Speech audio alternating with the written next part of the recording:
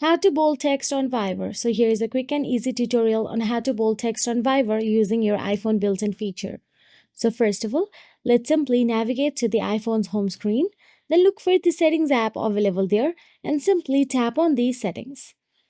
Then, once inside the settings, scroll down and tap on the accessibility option available there.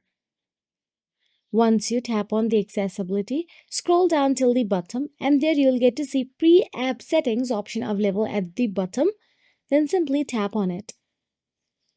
Now, all you have to do is tap on the add app option available there. You can simply search for the Viber if you want to, but if you do not find, if even if you search it, then you can simply scroll down the list and look for the Viber app and simply tap on it.